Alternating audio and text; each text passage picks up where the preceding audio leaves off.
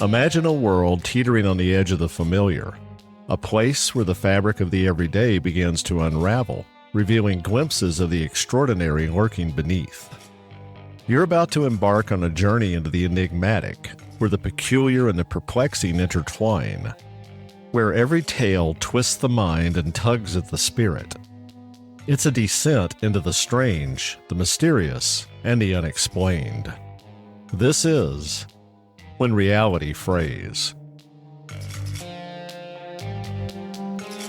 New episodes are published every Monday and Thursday, and When Reality Frays is available everywhere fine podcasts are found. Before we move on, please hit that follow or subscribe button and turn on all reminders so you're alerted whenever new episodes are released. Today's episode contains one story entitled Project Dreamscape. It's a tale about a government espionage program that goes horribly wrong. Now, let's get to the story. In the desolate heart of the Nevada desert, where the earth bakes beneath a sun that burns with unrelenting ferocity, lies Site 47. A minimalist fortress of concrete and steel, its perimeter bristles with electrified fences and glittering coils of razor wire. The facility is a phantom in the world's consciousness, erased from satellite imagery, its coordinates not even appearing in classified files. Its existence is sustained by funds siphoned through the shadowy back rooms of black-budget programs known only to an elite few. Buried deep beneath layers of ancient bedrock, its subterranean corridors branch like the roots of some malevolent organism. This is the home of Project Dreamscape. Born in the waning days of the Cold War, when the specter of global annihilation drove nations to plunder the uncharted wilderness of the human psyche, the project's charter was to conquer the final frontier of espionage, infiltrate the dreams of adversarial heads of state and their spies and generals, then extract the secrets they knew while they were asleep. If successful, this would render traditional intelligence gathering to the dustbin of history. At the heart of this audacious endeavor was the Somnus device, a technological marvel that defied the boundaries of science. A towering obelisk of quantum processors and neural amplifiers, it wove frequencies that could slip into a target's subconscious like a thief in the night. Scientists worked in soundproofed laboratories where walls were lined with monitors displaying the chaotic topography of brainwaves, each peak and valley a map to the mind's hidden recesses. The early trials were nothing short of miraculous, prompting the project lead to liken it to a godlike power. Volunteer soldiers were the guinea pigs. They were given fake intelligence files to study before falling asleep in carefully monitored quarters. Somnus wove its signals into their neural pathways, creating vivid dreamscapes carefully designed to prompt their minds to recall the documents. Upon waking, the soldiers recalled nothing, but the scientists' screens brimmed with stolen data. Missile schematics, encrypted communiques, the names of agents in place, all plucked effortlessly from their minds while they slept. The generals overseeing the project saw a future where wars could be won without bloodshed, where the mind itself became a battlefield they could dominate at will. Emboldened by these triumphs, the project's scope swelled, unchecked by caution or ethics. The pool of test subjects quickly expanded beyond volunteers to prisoners from black site detention centers, and the results exceeded all expectations. With unbridled enthusiasm, the senior general ordered the next phase of trials to commence. But these weren't volunteers or even enemy combatant prisoners. Somnus was retasked to target unsuspecting civilians. 63 miles from Site 47 sits the small, dusty town of Ashwood. It was a place of quiet decay. Adobe houses with cracked walls and peeling paint sagged under the weight of time. A diner with only 3 tables and coffee that was always bitter, and a church with a severely listing steeple.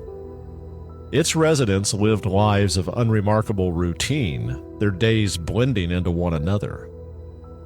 As the device's power was amplified, the first threads of the catastrophe began to unravel. Somnus tendrils slipped into every sleeping mind, weaving a web of influence with artificial dreamscapes that defied comprehension. In one night, the scientist learned who was cheating with who wanted to kill a spouse or neighbor, and who had already done so but had never been caught. The scientist, intoxicated by their godlike control over the subconscious, ignored the mounting warning signs.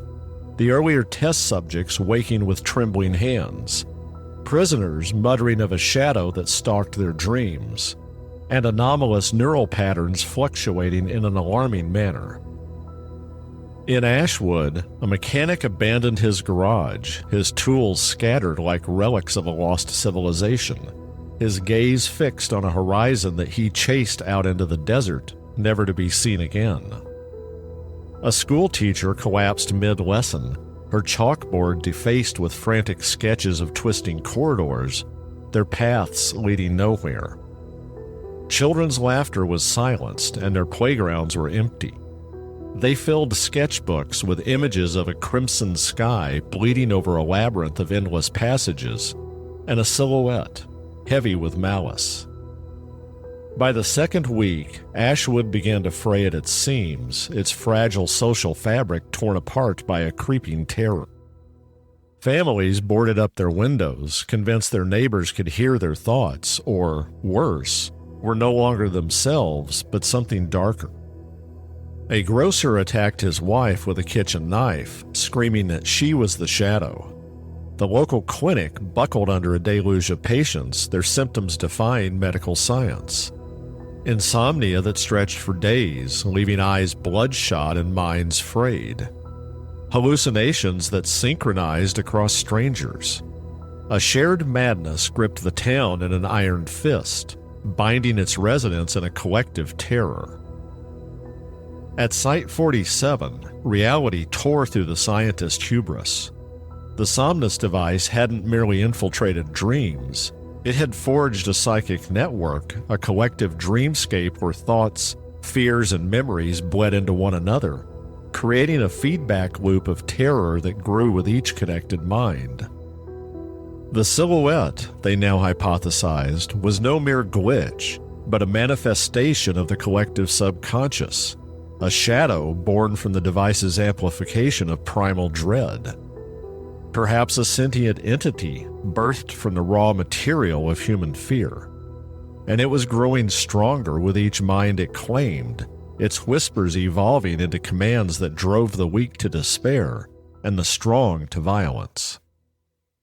They tried to shut down Somnus, but the machine wouldn't respond to commands.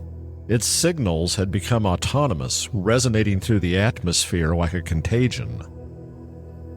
Ashwood's collapse was swift and apocalyptic, a town consumed by its own nightmares.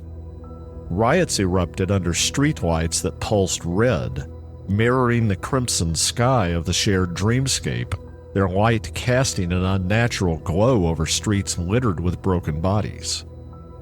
Families turned on each other, driven by a paranoia that their minds were no longer their own, that their loved ones were vessels for the shadow, their eyes glinting with something not quite human.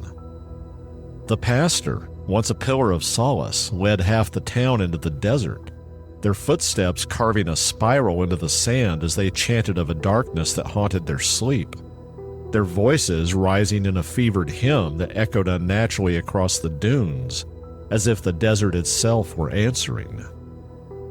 Emergency responders, dispatched from distant cities, found a town unraveling. Cars abandoned with doors flung open, their engines still running. Windows shattered into glittering mosaics that reflected the chaos. The military descended in force, their black-clad units moving under the cover of night. Ashwood was sealed off, its perimeter ringed with barbed wire, hazmat tents, and armored vehicles. The official story was a chemical spill that demanded immediate quarantine, a lie crafted to keep the world at bay.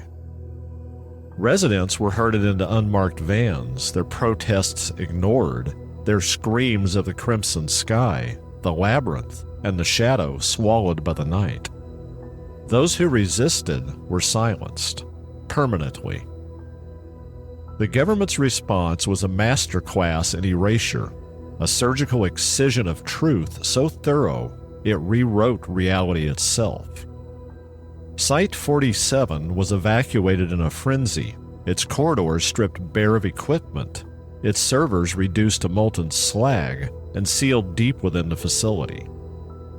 The Somnus device was dismantled, its pieces crated and loaded aboard heavy-lift Air Force planes that whisked it away under the cover of night. Ashwood itself was obliterated, its buildings bulldozed into rubble, its streets paved over with a gleaming highway that led nowhere. All that was left was a sterile ribbon of asphalt that served as a tombstone for a town the world was meant to forget. The cover-up was meticulous, a tapestry of lies woven with ruthless precision. Official reports spoke of a rare neurological plague brought by the mysterious chemical that had spilled. Survivors were scattered across the country and confined in asylums. Their ramblings were dismissed as psychosis, and their medical records were rewritten to erase any trace of the truth. Autopsies were forged, death certificates falsified, and entire families were erased from public memory, as if they had never walked the earth. The media, fed a steady diet of curated falsehoods, moved on to fresher tragedies, and Ashwood faded into obscurity, a ghost town in a world too distracted to ask questions. Yet the echoes of Project Dreamscape refused to be silenced, their resonance lingering, defying containment. In distant cities, people who had never been within 1,000 miles of Nevada carried a wound that would not heal. A nurse in Florida woke nightly, her pillow soaked with sweat. In her dreams, she was trapped in corridors that twisted into infinity, the silhouette waiting at every turn. A trucker in Virginia sketched the silhouette obsessively on diner napkins, convinced it watched him even in the daylight. A college student in Boston dreamed of a crimson sky and woke with a scream, her roommate dismissing it as stress, unaware the same images haunted her own sleep in fleeting, unacknowledged glimpses. On encrypted forums and dark corners of the internet, they found each other, their posts dismissed as conspiracy or delusion by a world unwilling to listen, yet their stories aligned with chilling precision. The labyrinth, the shadow, the whispers that never fully faded. Some swore the silhouette was growing stronger, its presence no longer confined to sleep, but seeping into waking moments. A flicker in a mirror, a shadow that moved against the light, a sudden chill in a room that should have been warm, a voice that whispered their names in the silence of the night. Beyond, the world itself seemed to bear faint scars of Dreamscape's reach, as if the collective psyche had been irrevocably altered. In rural towns far from Nevada, clusters of unexplained insomnia emerged, their residents reporting fleeting visions of a crimson sky, their doctors baffled by symptoms that mirrored Ashwood's plague. In cities across the globe, graffiti began to appear, twisting corridors, faceless silhouettes sprayed on alley walls and subway tunnels by artists who claimed the images came to them in dreams. Scientists unaffiliated with Site 47 reported anomalies in global neural studies, faint patterns that suggested a shared disturbance in the collective psyche, a ripple in the fabric of human consciousness that defied explanation.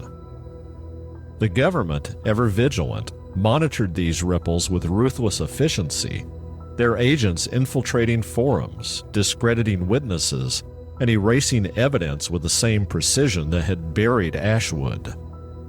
Yet the whispers persisted in the spaces between waking and sleep, in the fleeting glimpses of a shadow that refused to die. Decades later, Site 47 remained a dead zone, its perimeter patrolled by drones, their sensors tirelessly scanning for intruders who never came. The facility's concrete was cracked by the desert's relentless heat, its gates rusted but unyielding, but its subterranean chambers remained sealed, a tomb for secrets too dangerous to unearth. In a vault deep inside Colorado's Cheyenne Mountain, sealed behind layers of steel, biometric locks, and armed guards, the remnants of Project Dreamscape moldered. The generals who oversaw it had long since died, their silence bought with unmarked graves, their names erased from the annals of power. Across the globe in scattered corners, others felt it too. A presence that lingered, a whisper that carried the weight of Ashwood's lost souls. In the stillness of night, some gazed at the stars and wondered if the silhouette was still out there, waiting, biding its time. The world slept on, oblivious, its dreams a fragile veil over the abyss. But the nightmare had never truly ended. The shadow remained, a silent predator in the collective mind, its whispers growing louder, its form growing clearer. It was ready to stir when the world closed its eyes again, as if the nightmare were only paused, waiting for the right moment to awaken. That's it for this episode. If you're enjoying the stories, please support the podcast by buying me a coffee. The link is in the episode show notes, and I would greatly appreciate your support. New episodes of the When Reality Phrase podcast are released every Monday and Thursday.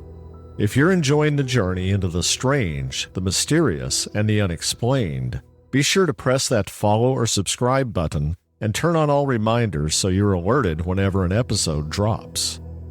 Until next time, thank you for listening to When Reality Phrase.